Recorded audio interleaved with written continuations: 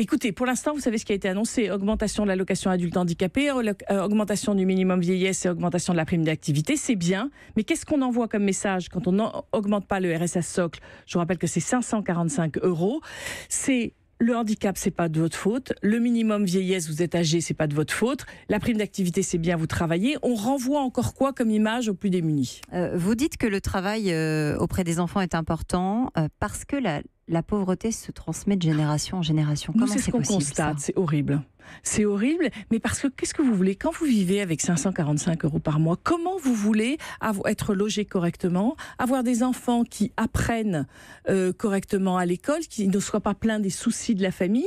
Donc oui, ce qu'on constate, c'est que ça se reproduit de génération en génération. Et il faut sortir de ce cercle-là. Et nous, ce qu'on voit à TD Carmonde, c'est des familles qui s'en sont sorties. Donc il n'y a pas de fatalité à ça.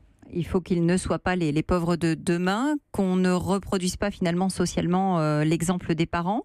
Le gouvernement envisage d'ailleurs des mesures législatives. Est-ce que ça, c'est allé dans le bon sens, un vrai investissement social? Alors, a priori, on n'a pas forcément besoin d'une nouvelle loi. Il y a une loi de 98 sur les exclusions qui dit beaucoup de choses. Il y avait eu un plan en 1992, en 2012. Là, on parle plutôt d'une stratégie. On est d'accord qu'il suffirait que la loi soit appliquée. Maintenant, il faut quand même un changement de pratique. Pas, donc. Ah ben là, clairement, elle ne l'est pas. Non, c'est clair. Il y a ce qu'il faut dans la loi pour lutter contre la pauvreté. Mais elle ne l'est pas parce qu'aussi, il n'y a pas des moyens financiers. Donc on a parlé de la question des minima sociaux, mais quels moyens financiers le gouvernement va mettre pour lutter contre la pauvreté? Nous, on dit que c'est un investissement rentable. Mettons de l'argent pendant 15-20 ans. Au bout de 15-20 ans, on fera des économies. Mais il faut accepter d'abord de dépenser et on n'est pas sûr qu'il y aura les financements mis sur la table.